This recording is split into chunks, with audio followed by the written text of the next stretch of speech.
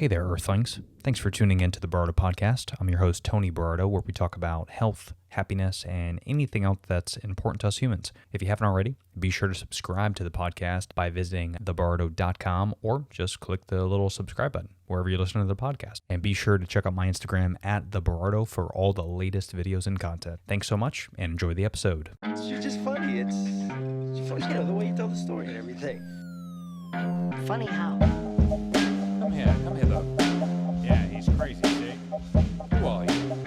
We interrupt this program to bring you a special report. Are you ready?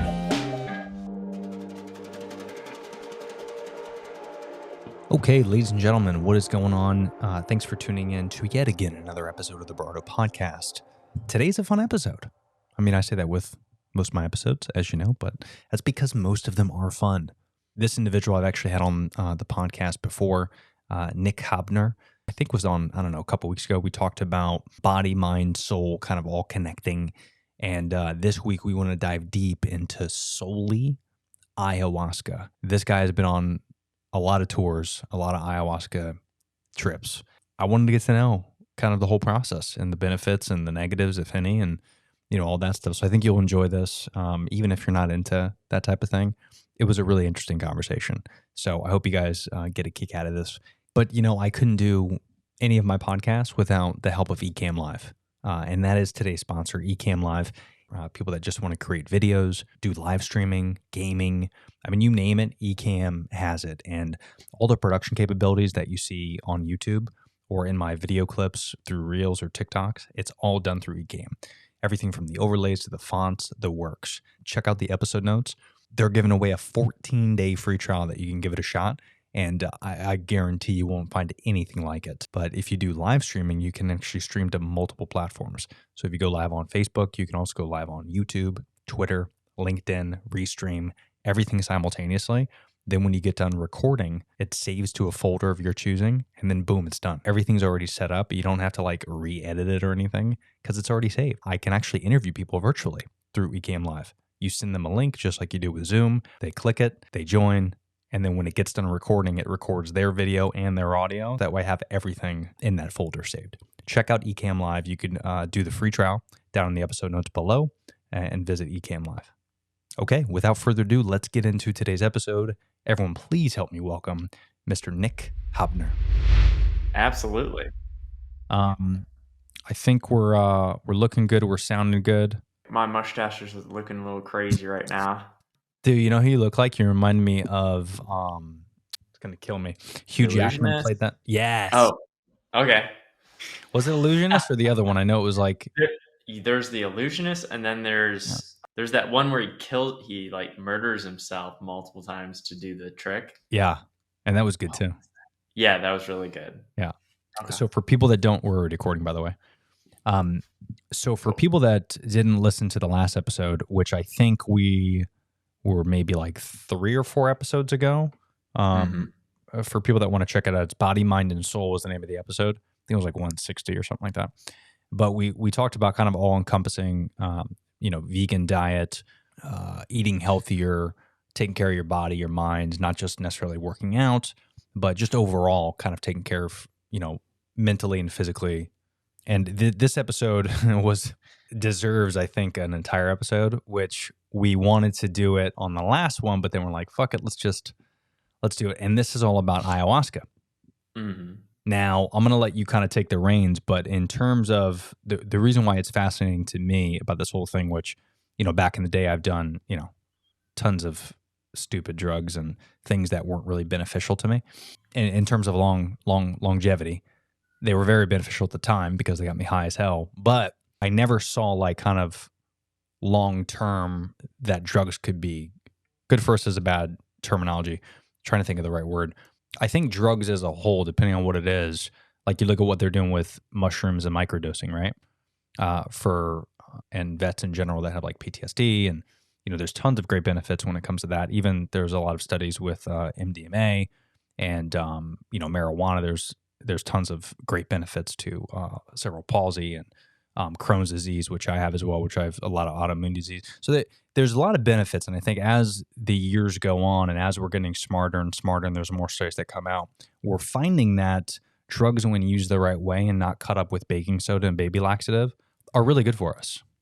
And so I want you to speak a little bit to that if you're familiar, or if you're passionate about that topic, but also to I wanted to get your opinion on other things that you've either tried or thought about. And then mainly, obviously, I want to talk about ayahuasca because that's what fascinates me the most, I think, is 20, 30 years ago, even though these ayahuasca has been around thousands of years, but 20, 30 years ago, to have this conversation on the internet would be fucking blasphemy, would be like the craziest thing ever.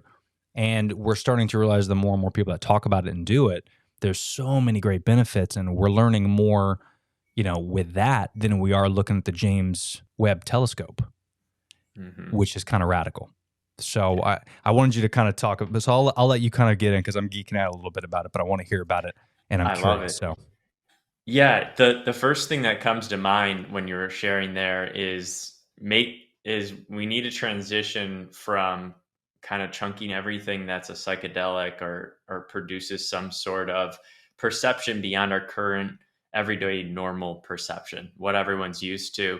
We need to create distinction because a lot of people will just kind of say drugs, right? And you pointed out a clear thing, like there's drugs and then there's whatever these are. And with ayahuasca specifically, it's called in the Amazons called La Medicina. It's medicine. It's, it's not a drug. It's not used in that form either. It's used as a medicine for the mind, a medicine for the psyche, for the body, for the soul. And so a lot of these other substances that come from plants or mushrooms, like psilocybin, and marijuana, for example, in its natural form, it can be a medicine in also the setting and the environment, and with possibly a shaman. For ayahuasca, we'll get into that. Always a shaman, always a curandero, ayahuasquero. But with other medicines, like if you're using marijuana, you can also produce incredible ceremonies with marijuana alone. In fact, I'll share a little story about that and then we can continue forward. But interestingly, before my first ceremony with ayahuasca, I had never really done anything. I maybe had marijuana twice in my life, didn't like it. It made me feel weird. And the fact that you call it marijuana, that just goes to show. Right. Yeah, I know. It's like I wasn't, wasn't smoking pot, wasn't, doing all those things. Right. So I was very ignorant. And sorry if I may. So go ahead. Yeah. Was that just because you weren't like surrounded with people that were typically doing that, or it just didn't interest you at the time? Because it's curious I always talk to people that have done ayahuasca before, and it's kind of like 50-50. Some of them have never done anything before, or they've done everything and they're like, why not ayahuasca? Because you made quite a big jump. So why not try those other stuff, try that other stuff beforehand? Was that just not interesting to you? Or? Yeah, it just wasn't something that I was surrounded with, right. like in abundance. I mean, thinking back on it, I probably was actually like a lot of more people than I thought were actually, right. They could acquire it, but it was a lot more secretive then too, because sure. You didn't want to get caught and whatever. For example, like my sister, like she could acquire it very easily. Right. So clearly, like I could have. I wasn't super interested. And then the couple of times that I did try some, it made me feel super weird, and I didn't actually enjoy the experience. Yeah, it is kind of funky. I've had some bad experiences, even with just pop. Yeah, it's just it's weird, and it's one of those things too that it's an easy drug to manipulate. Yeah, it's not like back in the day in the '60s where every single batch of cocaine was great. And every single pot plant was fantastic. I mean, over the years, just like a lot of stuff, just like our food and our nutrition, shit gets watered down. The more hands go into the cookie jar, the less cookies there are, right? And they have to start replacing it with bullshit cookies. So, and it gets more synthetic and just like the effect, more of it. The effect isn't quite the same. Like for example, edibles.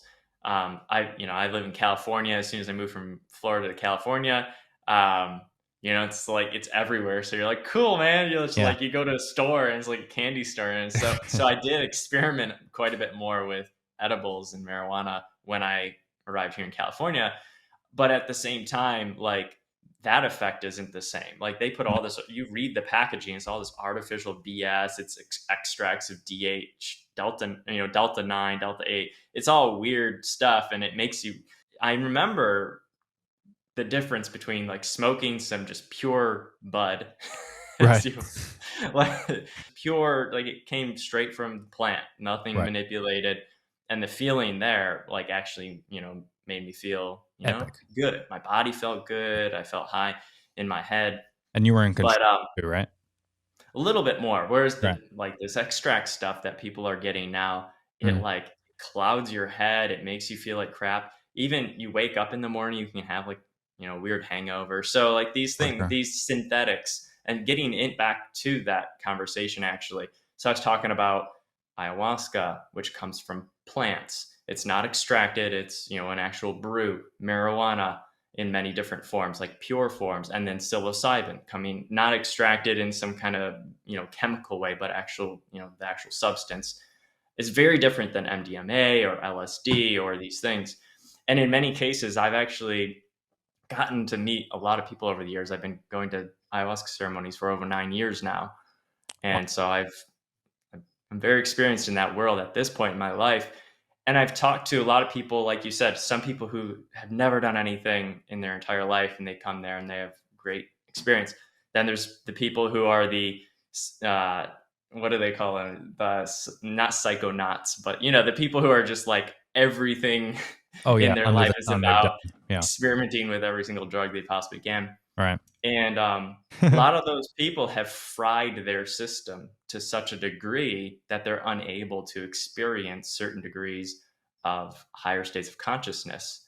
And so it's really important if somebody's listening to this and they're doing that and they're trying to explore consciousness in that way, but they're hooked on it to a degree that they don't use natural methods like meditation or deep reflection or literally just doing certain yoga poses. There's a lot of ways to get high, right? Like doing, having substances in your system isn't the only way. It should be used as an enhancer, not as a dependent thing. If you're dependent on something external from you, then you're not doing the actual internal work to raise your consciousness to a degree that you experience life in a different way. So And just on that point, so are you familiar with the way the brain communicates with the body when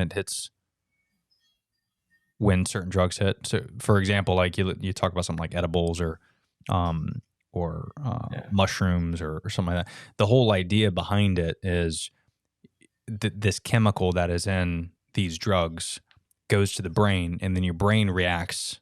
The brain's the drug, right? The actual drug is just the defibrillator, so to speak, going to the brain. So to your point earlier about yoga positions and things like that, you can get that same feeling of being high because you put your brain in that state without the drug. Because most of the drugs that, like dopamine's a good example, right? Because you get that dopamine hit every time you look at your phone, right? Our body and our brain can produce these certain chemicals that get us high and get us fucked up, and adrenaline's another good example of that hormone. So there's ways that your brain is a lot more powerful than you think. So do you have any knowledge in that? Can you speak to certain drugs and certain things that we can get to, or can we get to that later? So there's two things that come to mind. First thing is, and I don't know all of the science of like the scientific names or anything, but I do know that the human system has receptors in it for certain chemicals within, I call them chemicals, but the natural actual chemical in marijuana. So we actually have those receptors. And again, I don't know the scientific name there. Psilocybin, also not again, I haven't done anything with psilocybin myself personally. I'm not closed off to it, but it wasn't my choice of medicine. Yeah. You've been busy doing other stuff. I've been busy doing other things. So with ayahuasca, one of the interesting things is, and we can get into the science of this because I know this much better. A lot of people think that DMT, dimethyltryptamine, is the primary cause of the psychedelic experience. However, the primary cause is the human system, like you were saying. Mm-hmm. For example, and there's actually tobaqueros in the Amazon. All they do is use tobacco as their medicine. That's how they heal people. That's how they go into altered states of consciousness. People wouldn't think that here in America, where tobacco is hated so much, and and that's because of how it was manipulated in the cigarette industry, etc. All the But chemicals and shit. but tobacco is a powerful medicine, and among many indigenous tribes in the Amazon, even here in the United States, it's looked at and revered as a strong father medicine, and it is, if used properly and with respect, actually can also cause, like I've had myself, very powerful visionary experiences with just smoking some tobacco in a ceremonial setting. And a lot of that has to do with who you're surrounded with, and yeah, the exactly. drugs that I've done in the past. It's the same drug. I won't mention what they are, but the same drugs with one group of people versus like another group of people. But just the people you're surrounded with, it's a different high. It's so interesting how the group or your setting or your surroundings, how that affects your high, no matter what drug it is. Typically, I would imagine it's, an ayahuasca, I'm sure, is the best example of that. Yeah. Incredible example, and we'll definitely get to the shaman, the curandero, and how important that is to have somebody who's actually qualified to be even conducting a ceremony.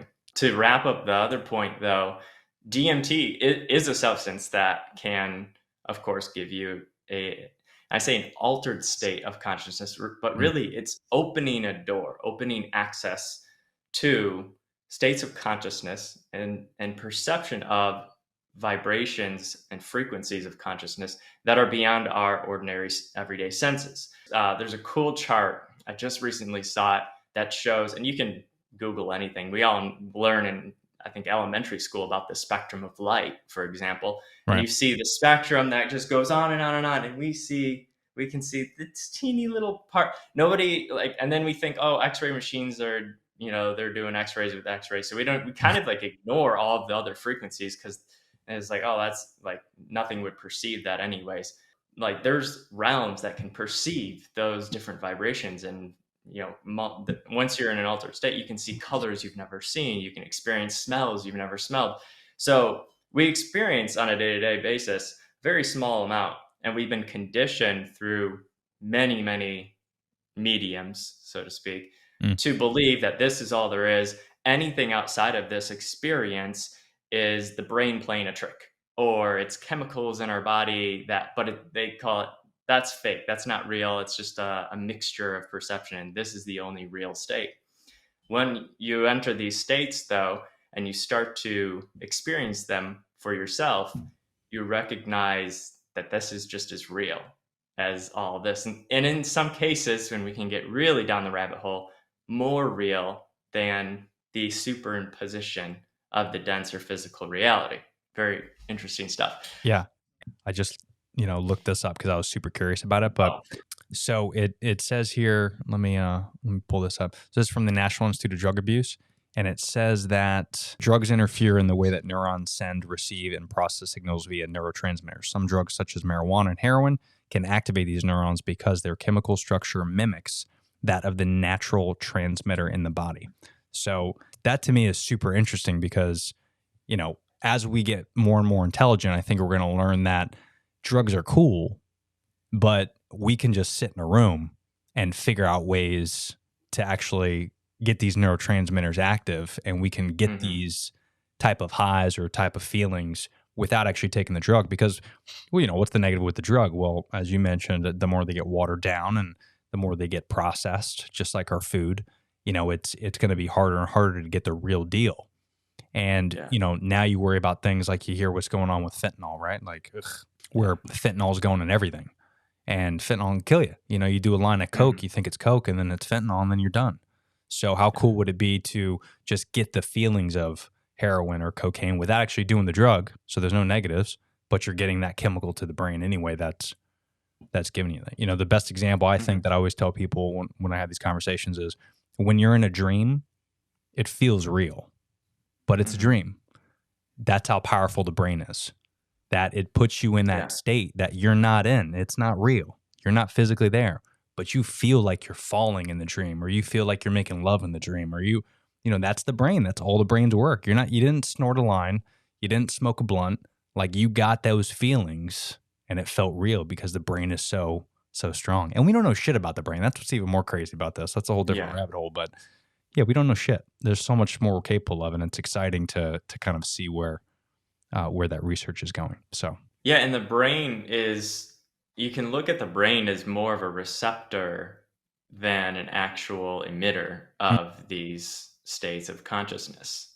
Consciousness is you are consciousness, and you're that ultimate consciousness expressing itself through this individualized experience. And the brain is this antenna picking up the frequencies and vibrations of that. It's a two-way channel, of course. You could utilize the brain and thought. Take an example. When we say we're thinking of something, who is the one who's doing the thinking if we're saying that?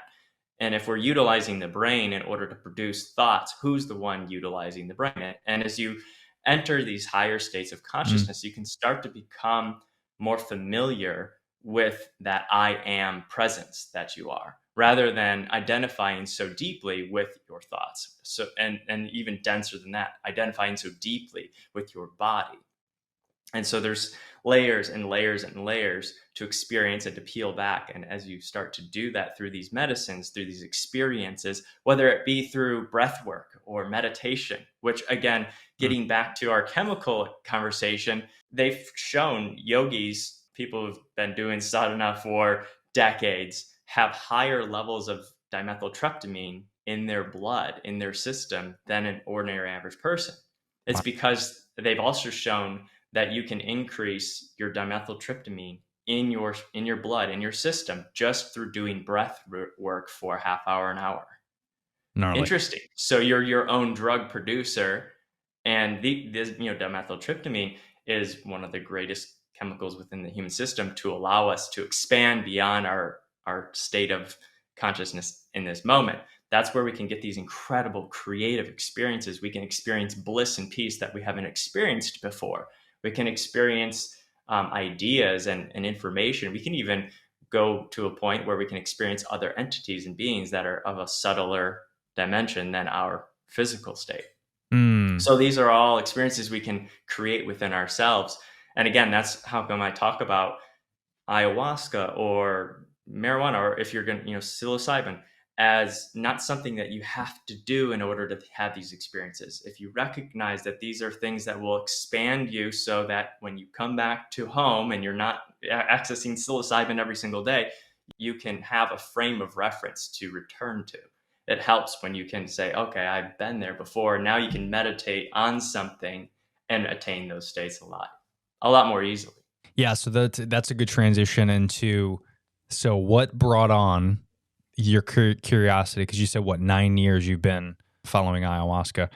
Was there something that happened in your life that kind of brought this on? Like, how'd you discover it at first, number one? And then number two is, what was your experience? And talk a little bit more of that, because that's what everyone wants to listen to.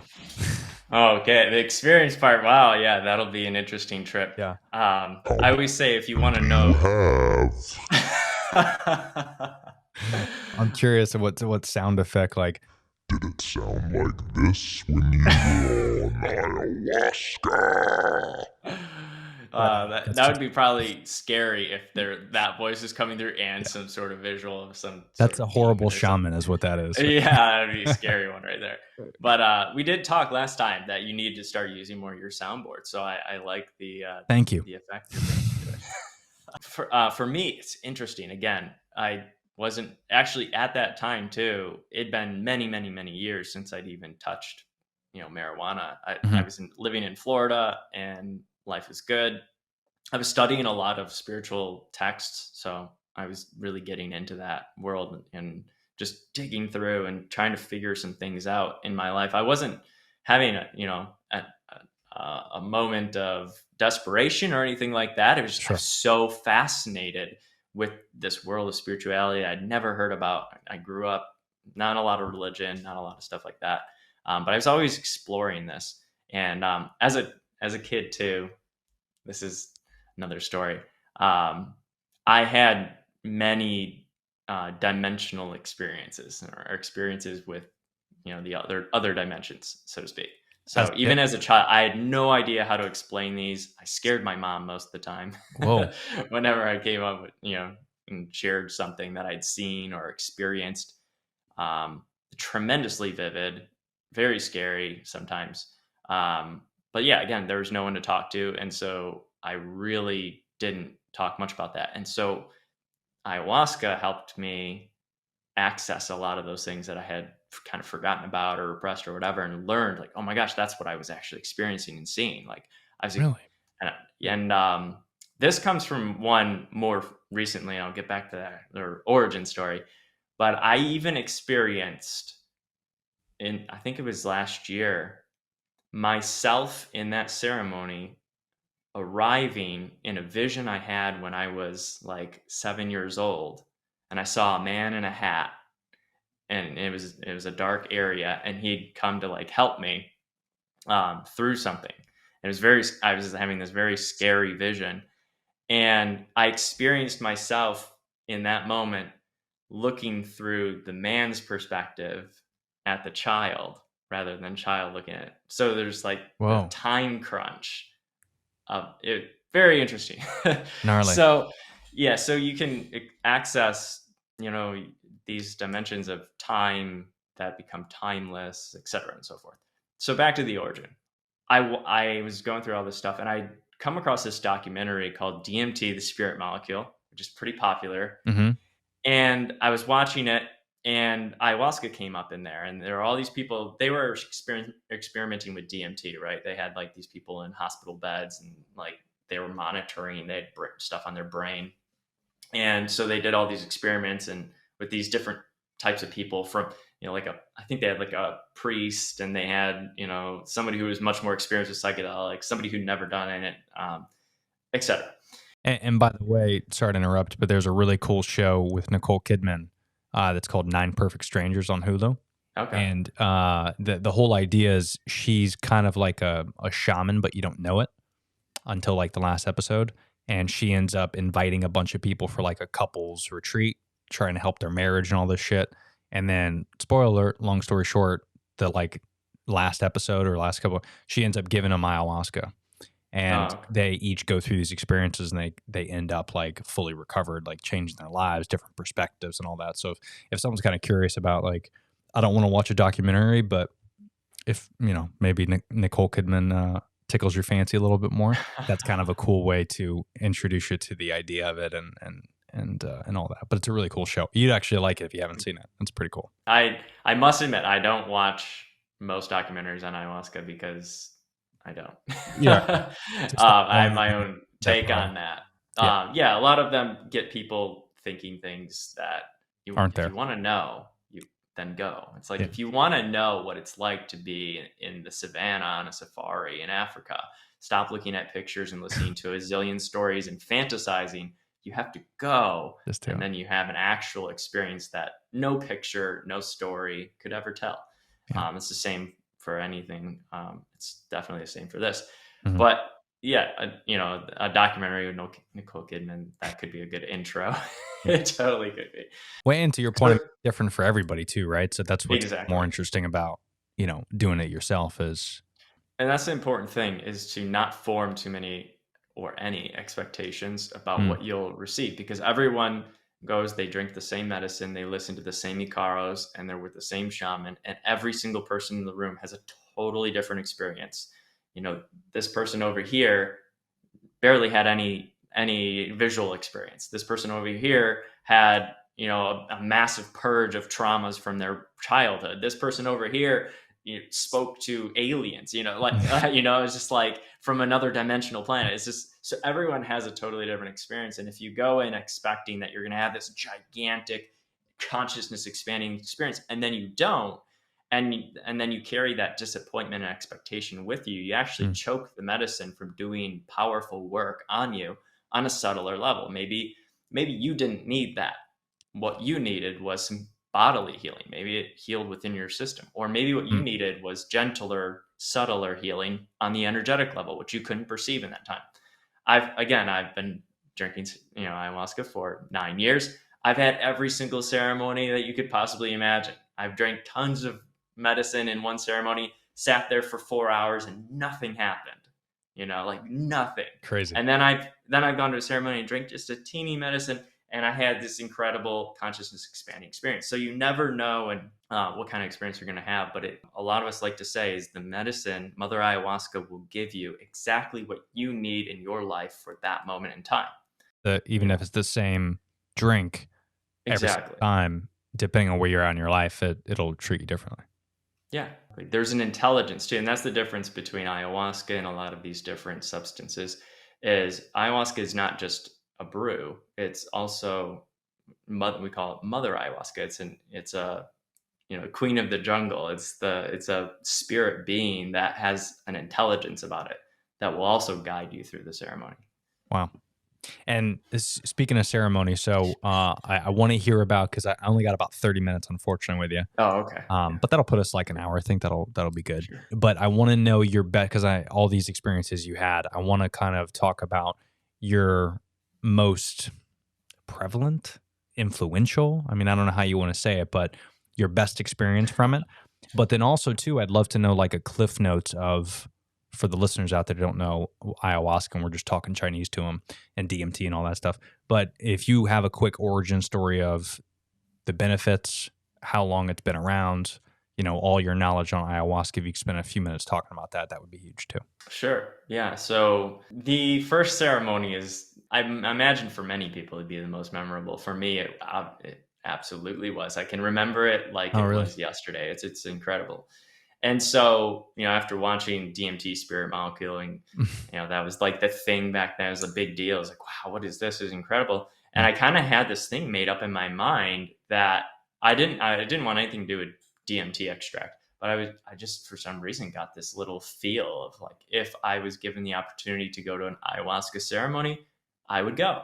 And I just had that thought. I didn't seek it. I didn't go trying to find it or anything like that. It just so happened that a week later, a friend of mine came to me, said, hey, I just got invited from, so his friend of a friend, he got invited by his friend to go to the ceremony. And he was much more involved in the spiritual communities and kind of that, psychedelic world. Mm-hmm. And he said, do you want to come? I was like, oh my God, like I literally just watched something about this and I had no prior knowledge before then. So like, yeah, absolutely. I want, I'm in. And then within a week after that, so within 2 weeks of watching that, and I'm sitting there in my first ayahuasca ceremony in Orlando, Florida. Wow. In a dojo. It was great. It was a nice place. And, at that time, I wasn't super evolved spiritually, mentally. I was, what was I? Like 20, 21? Yeah, I think I was 21 then. No one's evolved by then in any capacity. Right. And so I'm sitting there, I'm like, okay, and at that point I didn't have any frame of reference. I had no idea what I was getting myself into. I was like, I'm just going to go. It's going to be fun. It's going to be fun. So I'm sitting there and people start walking in, and these are more experienced people than me. But I just noticed that a lot of them were dressed up in like what I considered to be like hippie clothes. Like they were kind of like, they had dreadlocks, not everyone, but a couple people. And it just so happened that those couple people were the first couple of people that walked by me. And I just had this moment. I was like, oh my God, like, what am I doing here? Am I going to lose my shit and become a hippie and like have and just like totally screw up my job? And I was so worried about what was going to happen after the ceremony. Like, would I be able to even like do that work, or is my mind going to change totally? It didn't. I'm like, spoiler alert, everything's okay. Probably more of an appreciation. Yeah, it was kind of funny though how that happened. And then I just remember I'm sitting there and they're going around, everyone's going up for their dose. I go up and I take the little cup of medicine. And how much is it? It's only like an ounce or two, right? It's only I got like a half dose of that, so maybe half an ounce. Nice. And so I drink the medicine and go sit back down. I just had this moment, which now knowing what I know is exactly what you need to do. I just sat down and I just surrendered, because I was like, it's in me now. There's nothing I can do. Yeah. It's like whatever happens from this moment on, I'm here for the ride because I can't do anything. It's not like I can get it out of me. And sorry for people that don't know. So, Yeah. to my knowledge, from the research so ayahuasca is very similar to, like, in terms of control, um, mushrooms, acid, those type of things are uncontrollable. You just got to ride out the trip. Versus like Right. weed, for example, depending on the strain or what you're having, or like coke or anything like that. Like some of those other substances, and I hate to loop those into the category, but just kind of give people a perspective. Those are more controllable. But when you take that sip of ayahuasca, that's it. It's however long it's going to last. It's not like you could just put yourself in a state and be like, you know what, I'm just going to go home. I got to leave here. Like, no, you're stuck, right? Yeah. Is that how it is? Yeah, you're there for the ride, yeah. And now there is a degree. So it's like Sure. if you drink a little bit of ayahuasca, you could still have a big experience, but not compared to, you gotta heroic dose, if you will, which I've been through a few heroic doses.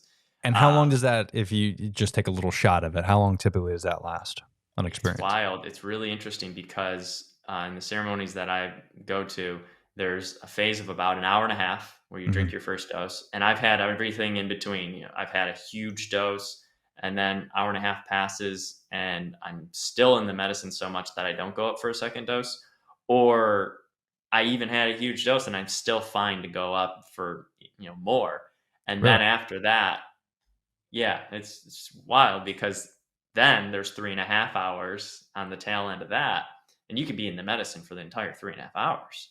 So it's like, it's interesting how the mind, it's also part of it. The reason you can kind of calm down and kind of return to a state where you can even get up and go drink more medicine if you need it, is because the icaros, the sacred sounds and songs that the shaman sings, and when they're powerful enough, they guide the ceremony.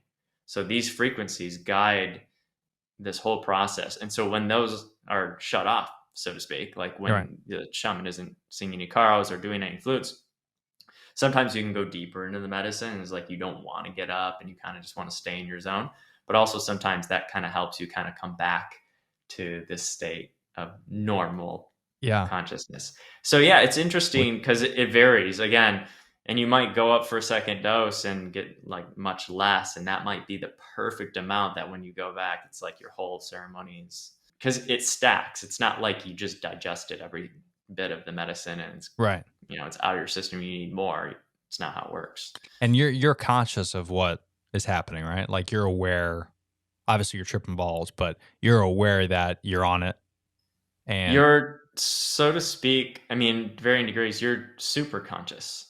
In many cases. In many cases, you're expanded beyond the ordinary state. So there's so many things that can happen in a ceremony. You can receive direct, some people call them downloads, where there's no words, there's no visuals, but information and knowledge can enter you directly and become a part of now your conscious, I guess, your conscious arsenal of knowledge that you have, and you can bring that into your everyday life. So this happens quite frequently. You can hear, you can have conversations without words, etc. There's a lot of communication types and information types. I'm a very visual person. For me, I can open my eyes and see the astral with my eyes open or closed, the astral dimensions. And so I can see different things overlaid. And when I'm in that state, I'm very visual. Some people are very auditory. Some people are very intuitive. And how long does that normally last, Nick? Like if you're in that state, let's say you have just a sip, right? Your first sip. You're sitting there, you're waiting on the shaman to kind of do his thing. He's jamming out, right? He's playing the greatest hits. And then, and then what is it, like an hour passes depending on each person, and then boom. Oh, before it actually takes effect. I see. Yeah, usually it's anywhere from 20 to 40 minutes, and that depends on several factors. So 40 minutes is probably for the person who's, maybe their system's a little bit more obstructed and clogged up. And this is interesting because our previous conversation has an immense amount of importance with it. And we talk about the dieta in ayahuasca. There's a pre-dieta and a post-dieta, which is essentially the diet, right? But it's eating only from the plant kingdom, cleaning the body, because the medicine takes effect into the body much more easily. I have an experience from, as I shared with you, I recently have been to ceremony 2 weeks ago. So like right after our podcast, I went to 2 ceremonies in North Carolina, and I had been on that mucusless diet, fruit, salad, nothing else, just absolutely so clean. And when I drank my first dose of medicine, 5 minutes. It hit you in Just 5 minutes? hit me in 5 minutes. And that's the fastest it's ever entered. And it wasn't like some kind of little like, okay, it's kind of coming. It was like 5 minutes, and it was like, oh man, we're doing this. Like, okay, like it's on. And you're confident it has a lot to do with the mucusless diet that you're on? Well, I also received that information in that ceremony itself. It literally went, like, I could feel it going through every pore of my body and showing me like, this is what happens when you're cleaned up and cleaned out, is it enters your system without any obstruction. Sick. So following that diet pre-ceremony is really, really important. It helps to just create more flow in your system. If, for example, somebody who's a vegetarian or a vegan is going to have the medicine will take effect a little bit sooner or quicker for that person. Somebody who's eating meat and dense foods and lots of breads and things like that, you're creating a lot of congestion in the system. So it's going to take a little bit more medicine even probably to. And by the way, that goes with everything too, right? Like you take Advil or Tylenol, and you're all clogged up and your diet's shit. It's not going to hit you as good as, and alcohol too. That's the same thing. If alcohol is another one. Yeah. Yeah. If you have a glass of wine or 2 glasses of wine, if you're all clogged up, then it's not going to hit you as quick versus like being vegetarian or vegan. I don't drink that much anymore. I might have a glass of wine like once or twice a month because I don't drink at all. And because my diet's so clean, dude, when I have a glass of wine, I'm like blazed already with one big pour because it's like, your body's just so clean and, you don't have all those chemicals and that BS. Yeah. Alcohol just goes straight in your bloodstream. Digests so fast. It gets into the blood. Yeah. It's great. Yeah. I don't drink often. And if I do, it's usually like one of those kombuchas, like that has a little bit extra alcohol in it, right? It's like 5%, 6%. Yeah. I can't drink an entire one. I can only drink half of one because it'll get me, to a place I don't even enjoy it. Like, right. This doesn't even feel good. Yeah.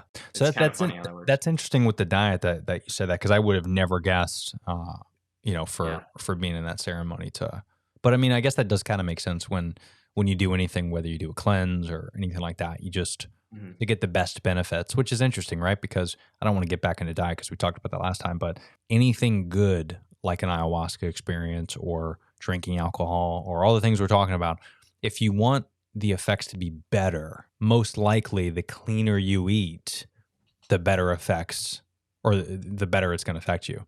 Which is interesting because then, like, wouldn't you always want to eat clean and wouldn't you always want to have a clean body, because then everything you do is going to affect you even better?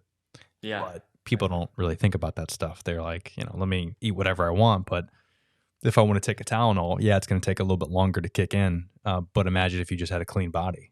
Once you take that Tylenol, it'll hit you in like 5 minutes. Yeah, exactly. And you actually reminded me, because you texted me or Instagram messaged me. We should talk about that on here. So we could bridge into that real quick. It won't take long. Yeah. But it was something that I recognized in myself, and yesterday actually.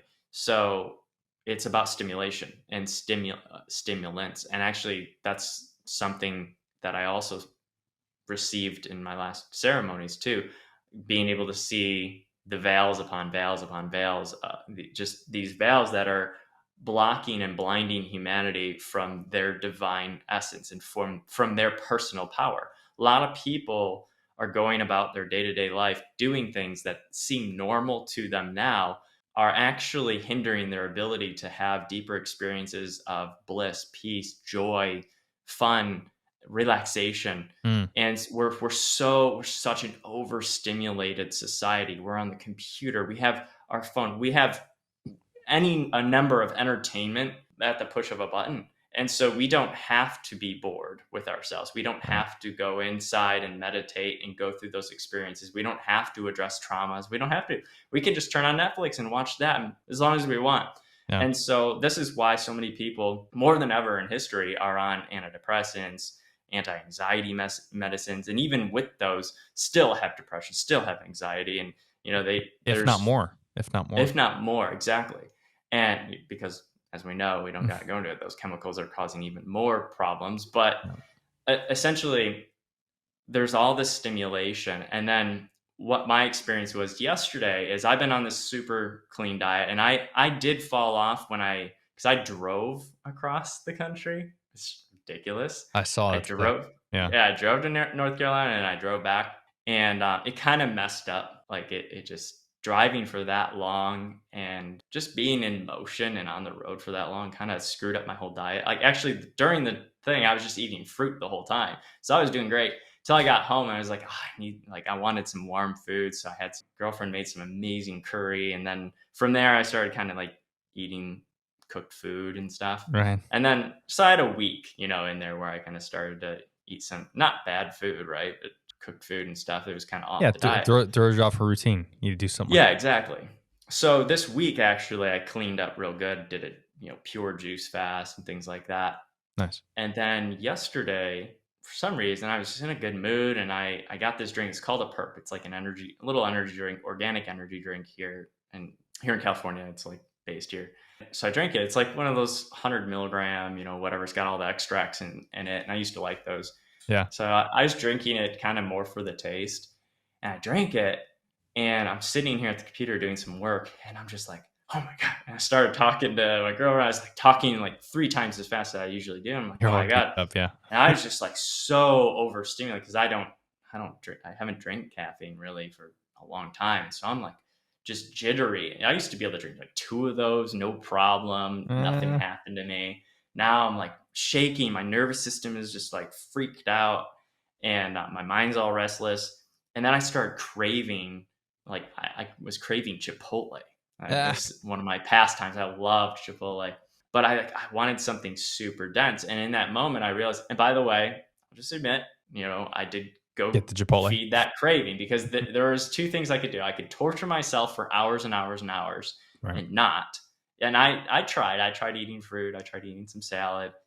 Like I was still like so overstimulated. I was like, okay, some vegan Chipotle. Yeah. But then I fed that. But the point is what I recognized even in the moment when I was about to eat it, I like sat it down because I had this revelation. It's like, oh my gosh, I know how come this is happening. It's like because I was overstimulating all of my senses and my nervous system with the caffeine, that I craved something that could kind of like be denser for my system, and because you're overworking. Maybe be a little more lethargic than I was. And I saw like the whole connection of how our society has energy drinks and coffee and just everything that can possibly stimulate you. And then when you're too stimulated, then you go to alcohol or dense foods or whatever. So there's those downer, or worse, people are on these medications that it's like they take one to wake them up in the morning, one to keep them going in the afternoon, and then they take one at night so they can fall asleep. Yeah. It's just this vicious cycle. Yeah. It's all up and downs, man. It's like, exactly. People go 0 to 100. And then once you hit 100, you're like, how do I get down to 0 really quick so I can go to bed? And then, you wake up all groggy because your body's, pretty much working too hard all day. So then the next day you're exhausted. So you're like, how do I boost it up? Let me crank out the caffeine again. And, that's why heart disease and heart attacks and blood issues is because your body has a shelf life.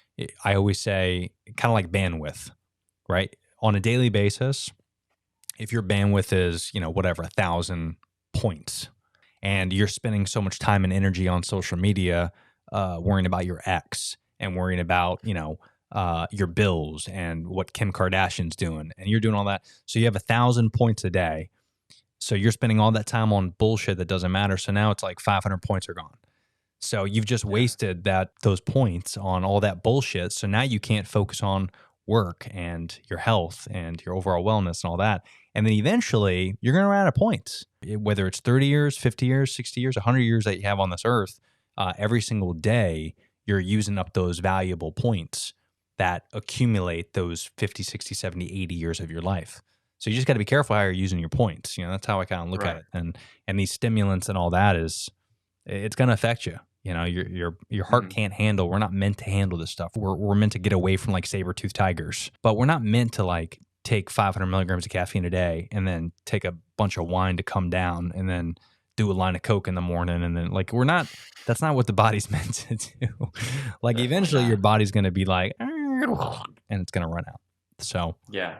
And speaking of that too, because a lot of people, you know, we talk about longevity, and I think a lot of folks have kind of made it to the point where it's like, well, I'd rather just, you know, live my life at a blitz and not have the longevity.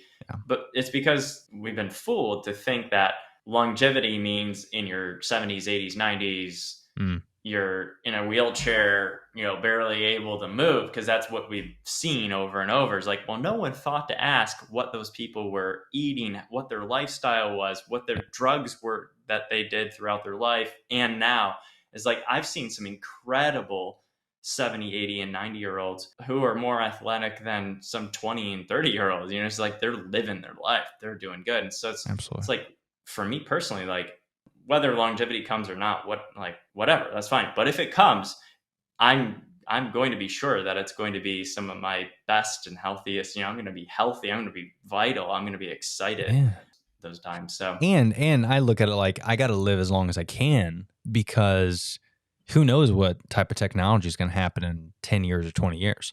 Could you imagine, like, let's say, how old are you? You're in your 30s, right?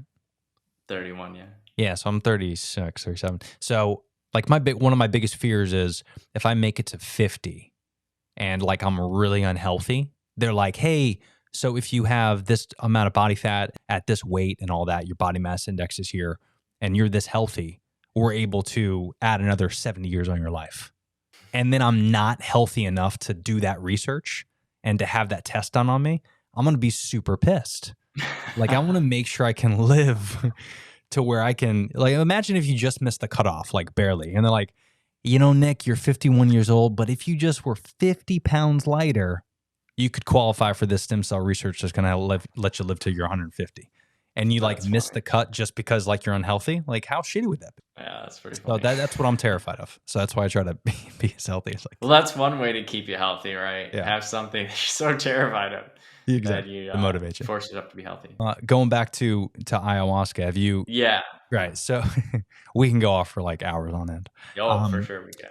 So going back to that experience that kind of changed your perception a little bit. Tell me a little bit about, because again, I only got another like 5-10 minutes.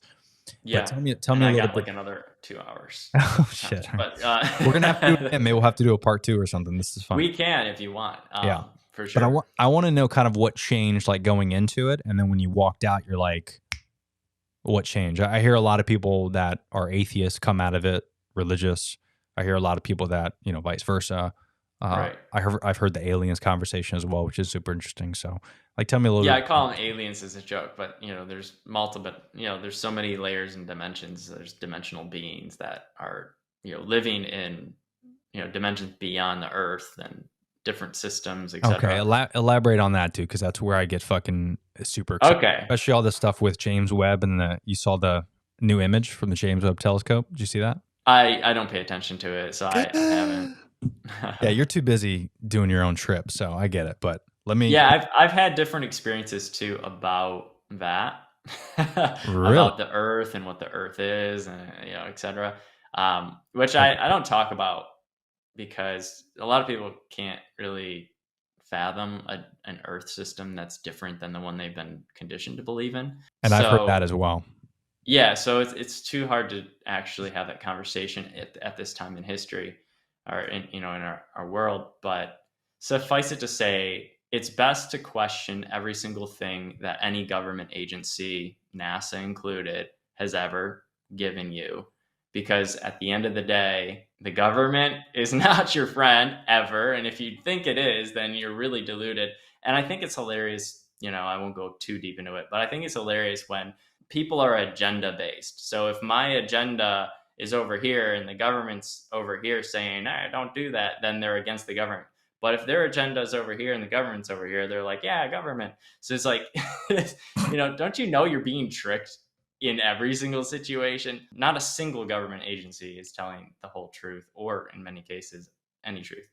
NASA's a government agency. Be careful.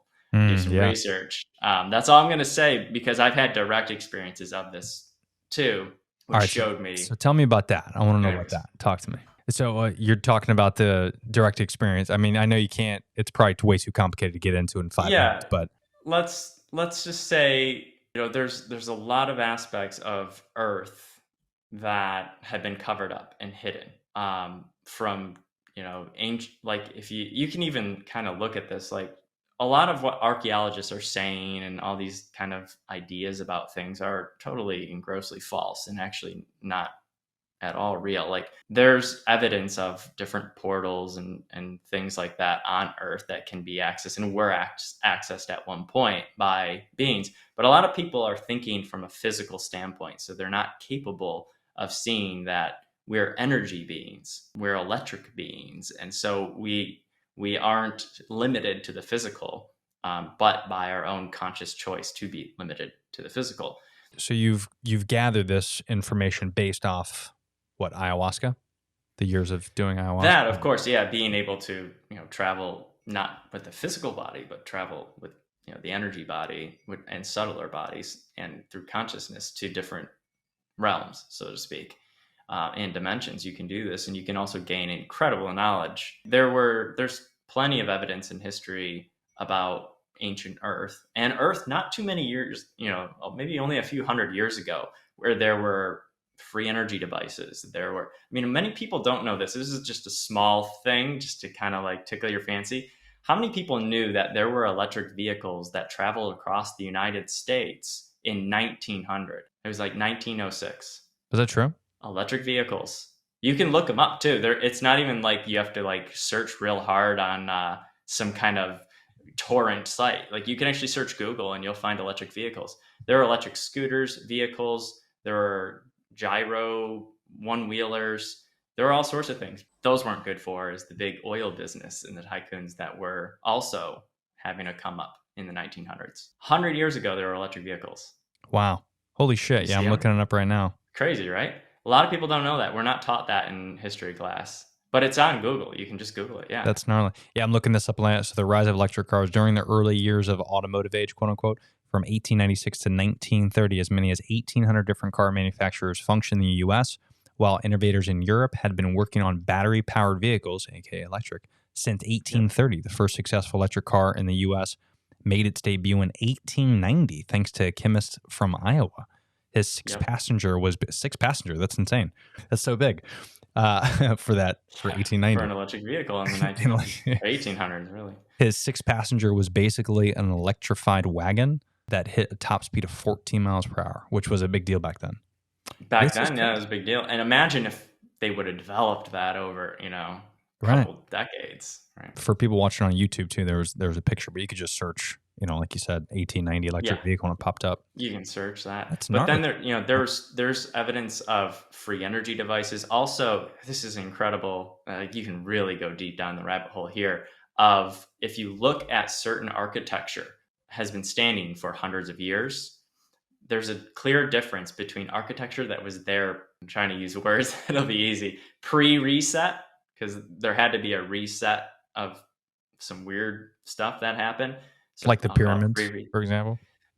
Yeah, like so back farther. There's a lot of strange things. There's like that aren't as old as they were claimed, right? There's like been multiple resets in human history, and you can tell like mud floods and different strange things like that, because a lot of those things aren't in use anymore, and they don't know even how to use them. But there's these like look at cathedrals and how they were built. These like really old ones. They have these crazy spires. Look at them from the standpoint of a physicist. You'll recognize these are cathodes, anodes. Like these are electric towers, essentially, that were able to harness this. And also the organs in these big places. So they were taken over by religion, but they weren't religious establishments. They were actually, a lot of these were temples for healing. There were energy devices that were used to electrify the city. There's even pictures, and again, you can search this on Google, of these fully lit up parades and fairs in France and Paris, for example. And it was fully illuminated before the light bulb was invented. Yeah. How was that? It was because there was a lot that we're not told about that. But anyways, That's stuff you can research. Right. From Well, my even- experience, yeah, and I've had my own experience of seeing from beyond the firmament, we'll call it, being above the earth and seeing what's going on, which kind of just is evidence towards what I've. In your opinion, though, is the Earth round or flat? I'm not getting into that. Is that a hard question? I'm not going there. All right, some other time we need to know because that's Yeah, maybe you can look Well, it 'cause up I've- and see. I mean, I've talked to people that again have had trips and have quote unquote, went to different dimensions, and I think it's hard for not even different dimensions, but this, just like you said, it's hard to explain. But maybe you can explain a little bit better to where think of it like an ant. An ant lives in that dimension. That's the only dimension they know, right? Because they're around it every day. They're lifting up leaves and they're building colonies, and that's their dimension. Their dimension is the ground and the walking around, on the dirt. They don't know we fucking exist. They can't comprehend what we are. And more so, they can't comprehend what a star is, right? A universe is. So if you look at it like that and you can put yourself in that mindset, because that's kind of how, like, when I've had some experiences, not with ayahuasca or anything, but different things. And when I go to these, not even like places, it's just when I like have these thoughts, like if I've been on some gnarly stuff before and I'm tripping and I'm just like, you get this weird feeling of like, you're definitely, things are bigger than what you are. And when you're coming back down to reality and when we're in this situation where we are now, you can't really fathom it. And you think it's bullshit because you can't fathom it. But if you put yourself in that ant situation, humans exist. You know it. When you look up in the stars, we're told anyway what those are. I'd love to get your opinion on those. But those stars and those universes. But an ant, not only does he not know who we are, but can you imagine being an ant and like your buddy Billy goes up to you and says, "Hey, Tom, did you know there's humans up there? And then the humans are, looking at the stars and the stars are universes and galaxies." Like that ant's going to look at you like you're fucking crazy. And that's kind of how like we are when we have these conversations. We're like, "Nick, you're fucking crazy, man. What are you talking about? Consciousness and dimensions. And that doesn't make any sense. Like you can't wrap your," but it's not too far-fetched if you really think about it. And to elaborate on that point, which is just a really helpful point for, the earth experience as well as consciousness experience, is thinking like what's fathomable. So if earth was flat, you would have, in order to fathom that, in order to understand that, you have to eliminate everything you think you know about what Earth may be. A lot of people try to fit a flat plane in space. It's like, no. Like you can't, like, imagine it, you have to get creative, and I'm just throwing things out there. Right. Imagine an infinite plane of existence with multiple firmaments and different realms and layers and dimensions. And okay, so play with, it's like, if you want to fathom that. But here's the thing, and I'll ask a question which gets people to kind of expand their mind. How can you fathom the Earth being a ball ripping through space with a bunch of other balls flying around them at millions of miles per hour, and then everything else flipping and flying and rotating and doing all this stuff? How can you fathom that? Because a lot of people go, okay, like, yeah, that makes sense, right? Like that's kind of like they understand space and the Earth and everything as that. It's like you can fathom that because you've been told it over and over and over again. And then, we give you a couple little pictures and some videos. It's like, have you seen this thing called CGI? Like, right. we can create just about anything. And a lot of people will go into denial, thinking it's like, there's no possible way that they would, that we'd be faked out. And why would they want to? It's like, well, there's answers for all those questions. But sure. And I don't know if all of it is faked out either.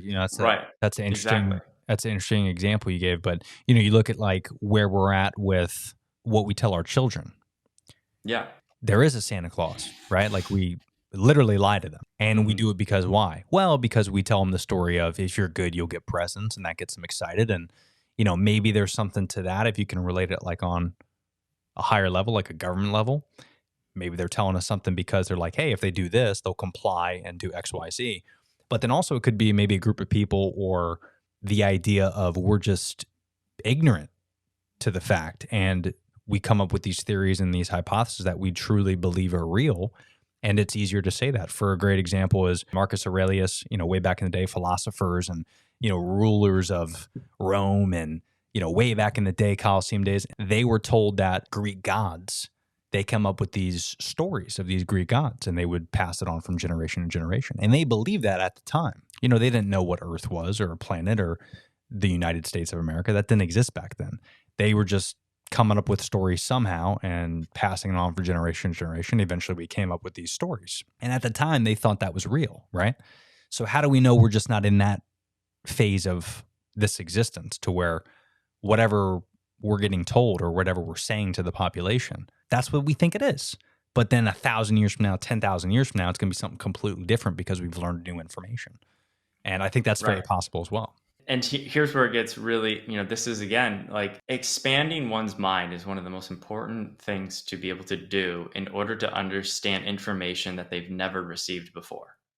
If you're trying to receive new information from the same frame of mind and fit new information to that, you'll never transform, you'll never change, because you'll just constantly be layering on pieces of truth to something that you've already learned before. So you have to release your current frame of mind. You have to become creative and access that. And that's how come meditation is so, and going to an ayahuasca ceremony or, possibly psilocybin. I don't know about that, but I do know ayahuasca, because what happens in that ceremony, to just wrap that up, because I know you got to go like 13 minutes ago.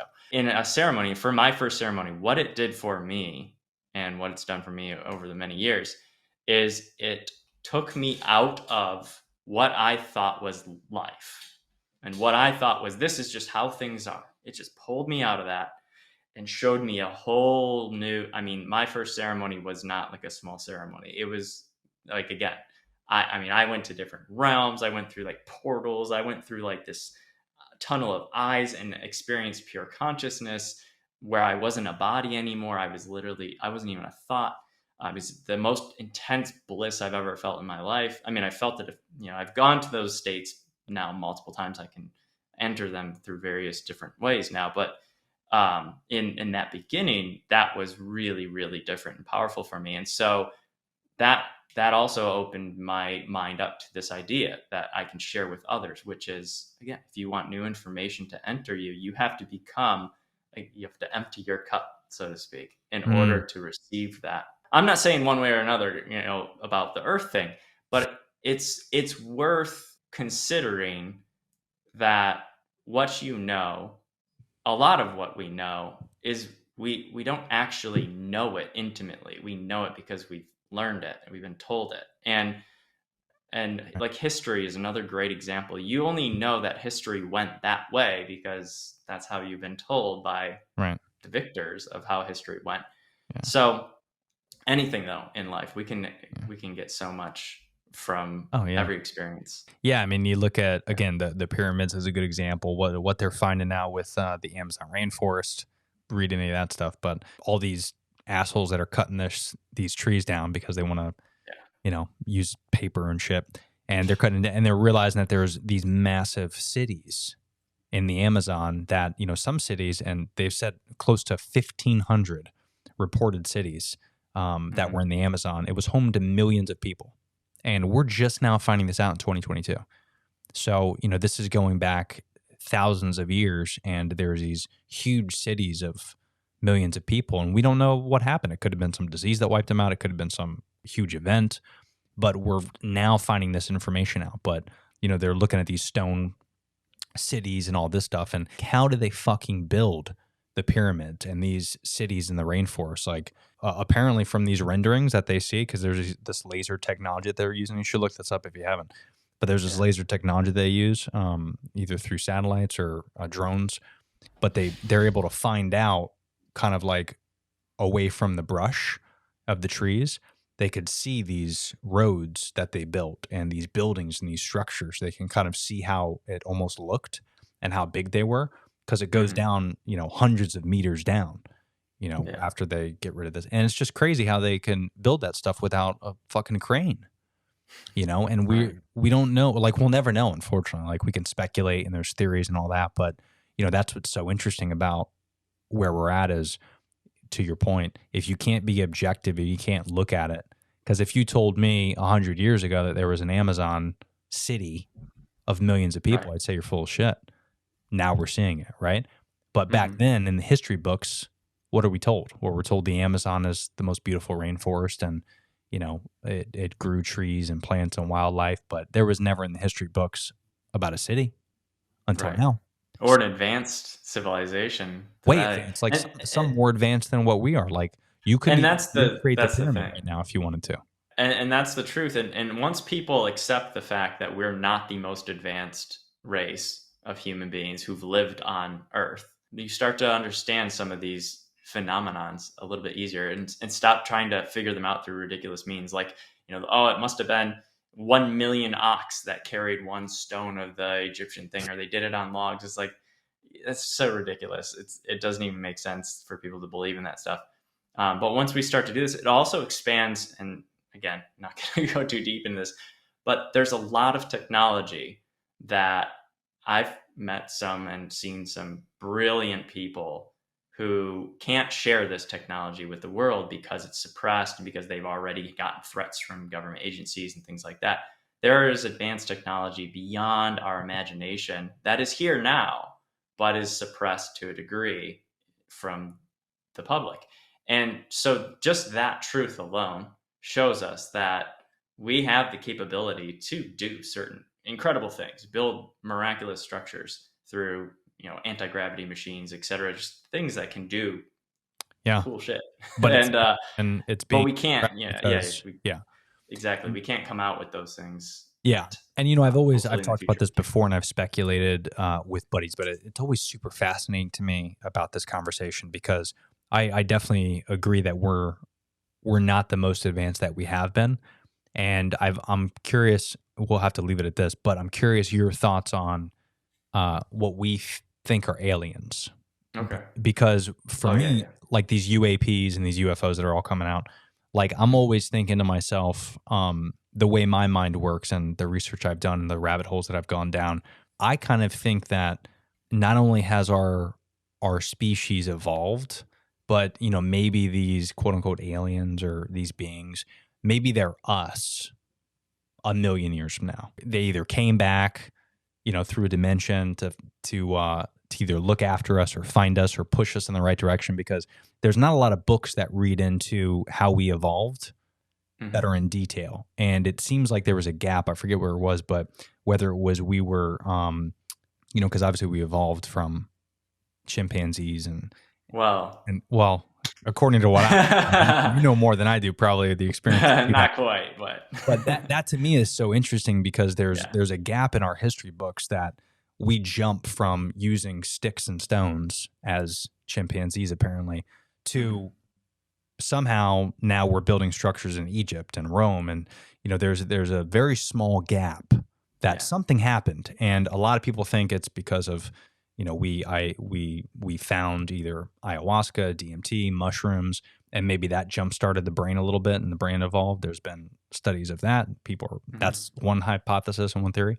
That to me is super fascinating because we might not ever know the truth unless you do it yourself, like you said, and you have these experiences yourself and we're able to go into these different dimensions, because there's just so many speculatory things out there that it's hard for us to understand, right? Like we're still the kid believing in Santa Claus. Like how are we ever going to know if there is one? So I'll share with you some big stuff then. This also came from this was a learning I got from the last ceremony I had. It was big. I've had many experiences similar, but this showed me the entire structure of, what Earth is from multiple dimensional experiences. So I'll get to the alien thing now though, because I want to share that. So there's a lot of different beings. So you talked about time traveling humans, for example. Yes, there's not necessarily humans from Earth, but possibly, we'll say possibly another realm where like human beings, for example. Okay, I'll share the human structure, not just the physical structure. A lot of people think, I'm a human being, therefore I'm this body. This body is a symptom of an energetic structure on a subtler plane, and then multiple layers of frequency and energy and vibration. And from that perspective, from my perspective of what I've seen, it's the most intricate and perfect creation that that we've created. And when I say we, I mean we from an energetic standpoint. Imagine yourself as an energy being collectively creating the most perfect thing you possibly can, and it's this human being, so that you can come into this earth that you also created, every single thing from every little blade of grass to how the wind blows, what it feels like, etc., so that you could experience this human life. And people ask why. I was like, because we wanted to create this experience so that we could evolve ourselves and experience ourselves and on a denser plane, because we're so subtle in those other planes that we can't experience certain things that you can only experience from this earth dimension.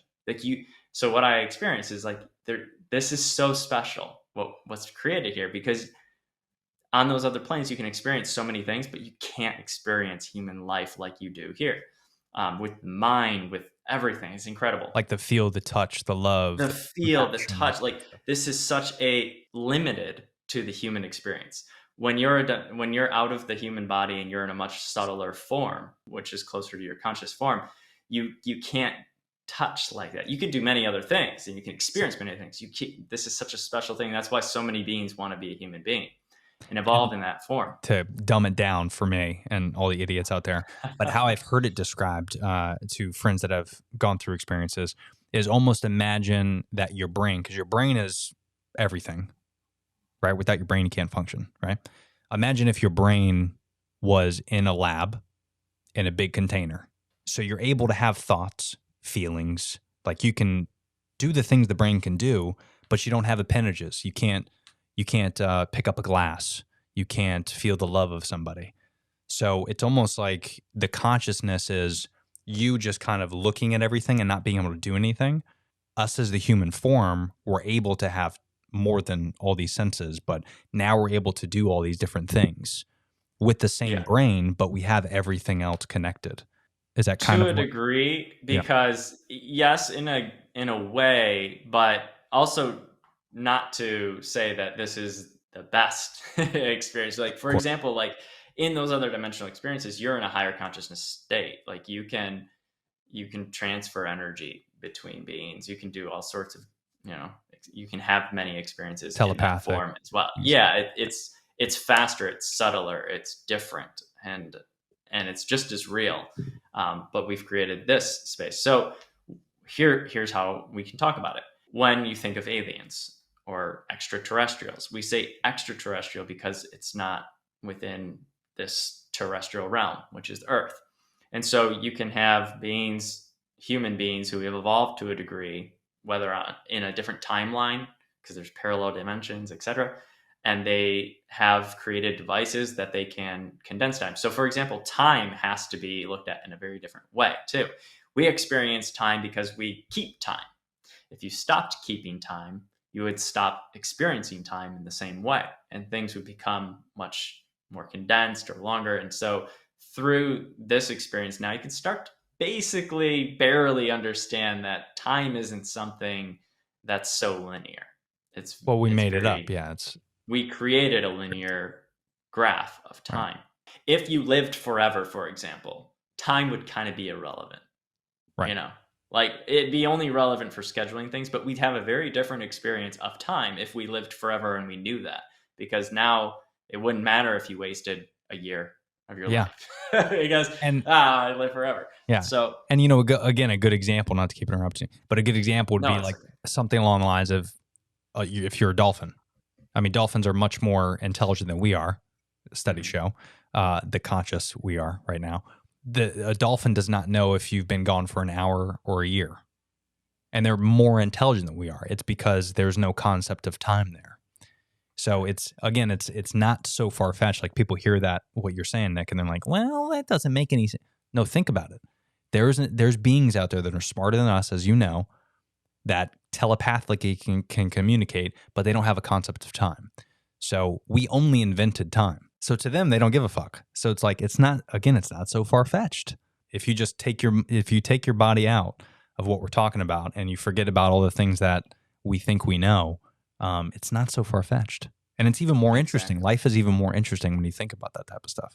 It is, and when you start to really, expand your mind beyond your current everyday consciousness, and you start to experience it, you see like life is beautiful. It's fascinating. Your life is beautiful and fascinating. And if you can see that, then you start to want to take care of your body, and you go back to the other podcast, and you're like, how do I clean this thing up? Because the cleaner this vehicle, the more of those incredible experiences you can have. Yeah. But to get back to the aliens, because there's multiple layers to that. Yes, you can do the time thing, but then there's also multiple different higher advanced realms, if you will, or we'll call them planets. And those beings have certain devices and ships that they can get here. Now, here's a really cool thing. I love showing this to people because a lot of folks think that UFOs are a very recent thing. UFOs have been documented for thousands of years and experienced. And so this is an ayahuasca book. This is a great book, by the way. And what I love showing people, because this isn't the greatest picture because he shared other ones. But if you look up there. Little to your left. There you go. Little UFO. Put you on full screen here. Oh, yeah. Oh, that looks like fucking UFO. Now, in almost half of these, there's UFOs. And he actually, talks about it in here too, about these beings coming from different dimensions in order to impart wisdom on sacred healing techniques, or to actually do some healing in a ceremony for themselves. So when an ayahuasquero is singing in Icaro, sometimes beings from different dimensions will come to bless the ceremony or do a healing on somebody. And sometimes people can actually have direct experiences of this. I've had many direct experiences of different beings coming and doing something on my body or in my energy structure that creates a reaction that, like, I've had my sinuses cleared and all sorts of things. We could talk about for hours. Yeah. And if I didn't have to go for a dinner reservation, I would want to fucking keep doing this. So that to me is like what's super exciting about having these experiences. So you've felt these experiences each time you've done ayahuasca or some form of it, I would imagine, where these beings in these different dimensions. Yeah, not every time do I, again, every ceremony is different. But in many ceremonies I've communicated with and even seen, I've even painted, a being, kind of a race of beings that I met, which are hyper intelligent. Yeah, I have a picture of them that I painted after a ceremony, which is really cool. It's an amphibious being that used these pod-like machines, but they were telepathic in how they communicated. So they shared all this, and then they took me around all these different portals, and it was intense. But and again, once you're in that ceremony, when I say take you around, it's like you're not physically going, but you're in your energy body, and so you are traveling, like actually closer to who you are. It is traveling around. This physical body is something that we enter into in a state. Yeah. So there's a lot to the whole alien conversation. There's many layers and dimensions to that, as you can see there. There's ones that are multidimensional. There are those that are parallel timelines. And so what do you think is happening with all this stuff that the government is finally releasing all this? Like do you think it's just, drones from fucking Russia, or do you think it's whatever these beings might be? Maybe they've come to our quote unquote dimension or our timeline, however you want to do it. If you're a nerd and want to talk about multiverse, what do you think people are seeing? Because for me, I've always wondered in particular, if there is beings out there on this planet and they're just hanging out, I think they're shacking up in the water, like underneath, like in the water, either the core of the planet, quote unquote, the core of the planet, or actually physically underwater. Because it's so weird to me that the government decided to stop about 50 years ago exploring the ocean. Like they literally just stopped. It's too dangerous. So then they come up with a fucking government agency to go to space in the 60s. That's less dangerous than going in the water. To me, it didn't make any sense. Like, so I've always been fascinated with all these sightings and everything. It's always typically near the water. There's been a lot of things where they'll dive right into the water and they're, 0 to 60 in fucking 0.0001 second. Like, what do you think is going on? Yeah, there's a few different aspects to that. So first aspect is a lot of these UFOs, and we call them UFOs. Let's call them a flying saucer, what they really are. Flying saucer. This goes back to Nazi Germany, You can look this up. They actually successfully created flying saucers. Mm-hmm. They didn't stop creating flying saucers. In fact, there's like a whole program, you can go real deep into this, where the US government, extracted and hired a whole bunch of German scientists and continued this work for many, many, many, many years, still to this day, and have successfully created these devices that are anti-gravity devices. I say gravity, but yeah. Anyways, we won't get into that. They're flying devices that can, zip around, and there's all sorts of cool stuff regarding that the U.S. government has access to, and so a lot of those sightings too could very well just be government agencies who have those. So you can kind of tell the difference, because a lot of the UFO sightings that are from other systems or from different dimensions, like dimensional UFOs, will always appear as like sparkling lights, right? Not like, you can't see like a physical object. It'll just be like this random orb type thing floating, because they can only manifest themselves through energy. And so so they're sort of viewing and doing different things on the earth. Some are benevolent, some are not. And so the ones that also, like you said, diving into the ocean, doing things like that, could be either, could be both. But there certainly is also evidence about subterranean civilizations, meaning civilizations under the earth and under the water. I say under the earth, but like within the earth and also within the water. And in fact, there's something they're finally dripping this part out now. One of those subterranean civilizations or cities was found in China recently. They're releasing that. I saw. So it's funny because they drip this out. There's a lot of evidence. If you go digging, you can find remarkable amounts of pictures and articles and things from 1800s, discoveries that were covered up. Antarctica, go check out Antarctica. Like some of those explorations, and then of course the main guys always die, and then it's covered up. And there's an entire fucking treaty that keeps us away from Antarctica. That circles the entire thing. By the way, hold on real quick. That is fucking crazy to me, because I've always wanted to talk about this, and we'll have to have a whole conspiracy theory podcast, you and me.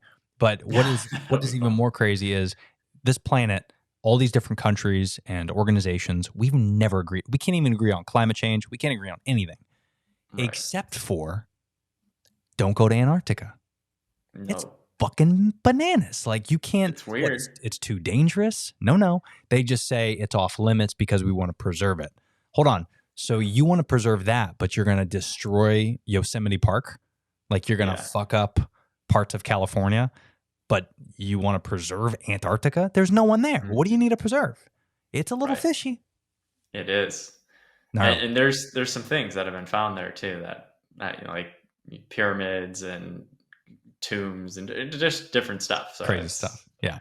And also, oh man, I'll share with you sometime. Yeah, didn't they, and I think they just recently, was it the North Pole or it might have been Antarctica, but there was something that they discovered, some life form that was frozen like a mile down. I think it was either the Chinese that figured it out. Did you hear about that?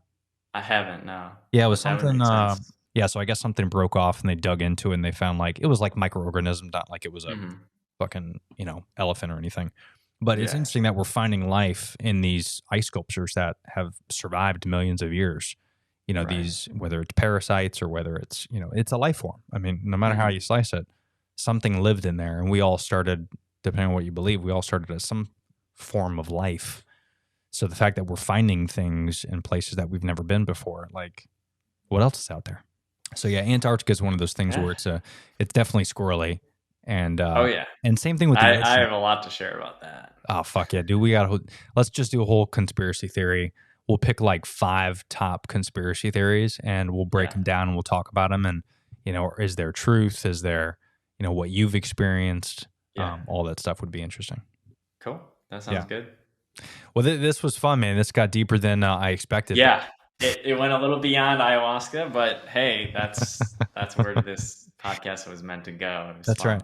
Well, and again, I think that's the point of ayahuasca, right? Like if you had to cliff note it, and what's the purpose of it? It's to get out of your current form and to experience what you don't know, right? Like if you had to say a sentence of ayahuasca, like if you had to pick one sentence, probably just say consciousness expansion. Ultimately, that's what you're doing. And when you expand your consciousness little by little, even a little bit, you expand to a degree of knowing and knowingness that you didn't have before. And essentially, that's what you're doing. And one thing, really, if you sum it all up, we're all attempting to evolve by becoming more conscious of ourselves and of everything outside of ourselves. So everything within and outside, we're always trying to expand our consciousness.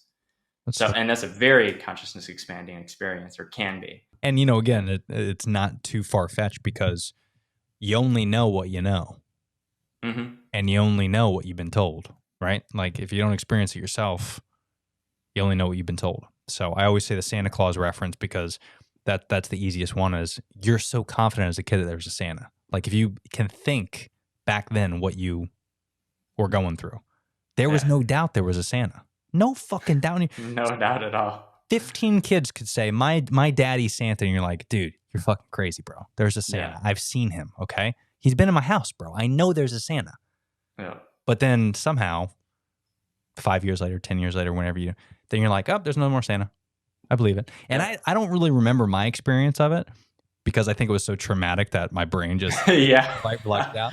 Exactly. But you were so confident in it. And I think that's how we have to start thinking about a lot of different stuff because more and more shit's coming out. To your point about the government, it's like they're dripping this stuff out and it's a little squirrely. Yeah. So it sure is. And so I do want to end with one more thing, though. A lot of people listening to this heard a lot of things here, maybe excited and thinking about going to a ceremony themselves. These days, there's a lot of opportunity to go to ceremonies, especially here in California. Like they have, registered churches, churches that serve ayahuasca. The important thing here is there's different forms of ayahuasca. So there's the traditional way of making ayahuasca with the 2 plants. A lot of people, though, are manipulating that, adding different plants in there, tobacco, other purgatives, other psychotropics like tow, which can be very dangerous. Finding an ayahuasquero who uses the pure 2 plants, really important.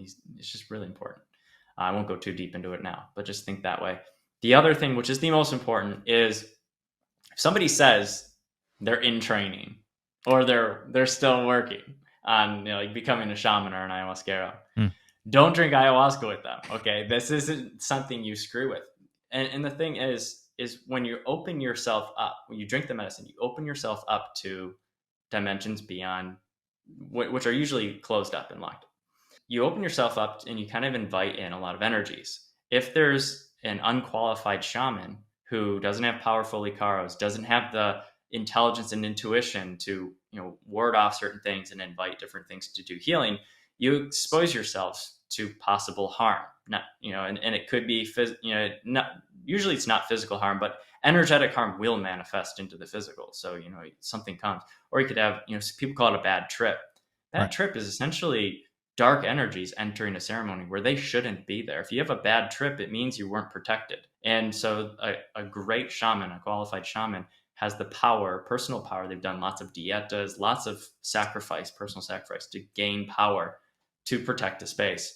So drink with somebody, if you're going to, who is highly qualified, has their own icaros, isn't playing it. I've heard of ceremonies where people were playing icaros on like a little radio thing. Like, oh my God, that's not a ceremony. It's dangerous to be involved in things like that. So have some discernment, be careful, look for somebody who's qualified, who also resonates with you. Don't be naive. There's a lot of shamans who are qualified, but are also, we call them brujos, they're dark, or they have an aspect of themselves that are dark, and they may attract different entities that are of a darker energy. And you don't want that in a ceremony like this. You want healing, you want love, you want expansion. You don't need to be dealing with other people's demons. You may have to deal with your own. Yeah. And is there is there a resource or something they could do to like a directory? No, a directory. An ayahuasca Google or something? Can people reach out to you? Do you know? Sure. I know you've mentioned. Again, like some people are very public about it. The people I'm friends with now are very invite only kind of thing, just keeping it intimate like that. But if somebody is genuinely interested, then you can that's okay. Okay. I don't suspect there will be many, so that'll be okay. Yeah. I don't think people got the balls right now to do something kind of scary. It's Oh, definitely don't coax them though. Don't tell them that. Now they're like, oh yeah, you don't think so? yeah, but it's definitely something I plan to do. So I'm going to take you up on that as well, especially because it's so Great. close. But yeah, that's something that's Yeah. very interesting. And I think it to some people it's scary, but to others it's more, I'm curious, right? Like if I only got 70 years on this earth, right? Then I want to figure out what the fuck is going on. There's Yeah. 1,000 religions out there. Literally, there's over 1,000. You're told if you're Christian that that's the way to go, right? If you're Jewish, that's the way to go. Like wouldn't it be shitty if like it was something different and you didn't know? Like that's why me personally, I'm agnostic, only because I just don't know, right? But I'm curious and I try to do my research on all different religions and all different things. That just means that I believe in one less religion than you. Ricky Gervais says something really great that I resonate with, which is, if you're Catholic, there's 1,000 other religions out there, right? So I don't believe in one less religion than you because you don't believe in those other religions, right? So it's not really, everyone's kind of atheist, really, except for one religion. They're just picking one religion and figuring it out. And I think the easiest way to get there right now, as we know, is through ayahuasca and TMT and things like that, is to getting out of your body form and figuring out. Yeah, and that's where we're at. And actually, this is a step towards human evolution too. We're at a phase where we've become less dogmatic. At least a lot of the youth has become more experimental with consciousness and less dogmatic about what we must do. One thought is, religion is man's attempt to control God.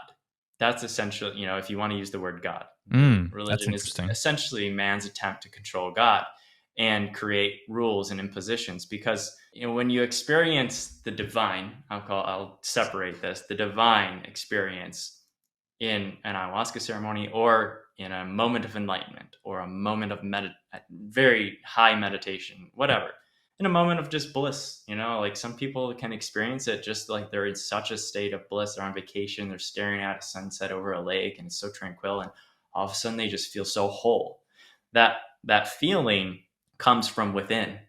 All religions are, except for a couple, are essentially saying that God is outside of you. You must obey these certain things in order to, get into the goody place. I forget who says that. It's kind of funny. But like you said, we're experimenting more with ayahuasca and just different psychotropics. Those are coaxing us to go within. And you experience yourself when you're like in an ayahuasca ceremony, you're not dancing around and running around. You don't have your eyes open. You're not like looking at, people and things like that. You're doing what? You're sitting in one place, closing your eyes. The only thing you can do in that state is go deeper within. And when I say within, I'm not talking about the physical body. I'm talking about going deeper to a layer, a subtler dimension of consciousness. This is a very powerful time for us to be, because essentially we will be, I imagine more people will be less religious, but more spiritual. That's less dogmatic. Yes. More inclusive. And more open-minded as well. I think that's being spiritual and being open-minded kind of go hand in hand, because you're kind of letting it in as opposed to preaching out, which that's more dogma, which is, telling people, hey, this is the way it's supposed to go. But no one really knows. That's like someone saying, hey, man, you should go to Florida because of all the pretty beaches and stuff. And you're like, have you ever been? You're like, no. What? How do you know there's beaches there? So, well, there's in a picture book. There's lots of pictures. There's documentation. Yeah. There's very big words that say, and like these are important people because I was told they're very important people. Right. So it's got to be. So they have to be. Sound familiar? Yeah. All right. Good, dude. That's a good way to end it. But Nick, this was fun, man. We'll definitely do a conspiracy theory podcast. we're just gonna be doing podcasts forever. We're gonna come up with something else after that. It's great. I love how we might as well just do a whole series of like you and me talking about weird shit. That would be cool. Yeah, that sounds fun. I love that. Yeah, but this was fun, man. Thanks for the time. And I'm gonna leave your social media links up there for people that are just listening though. Where can they find you though? Thanks. You can find me. Instagram's a good place right now. I've been posting more, things like sort of what we talked about today on Instagram. So my handle's right there, Nick Haubner. Just at Nick Haubner. And then that's a good place to message me too if there is any inquiry like we talked about. Well, Nick, thanks again, man. Enjoy your weekend, and we'll talk after this, buddy. Yeah, sounds good. All right, dude. Peace.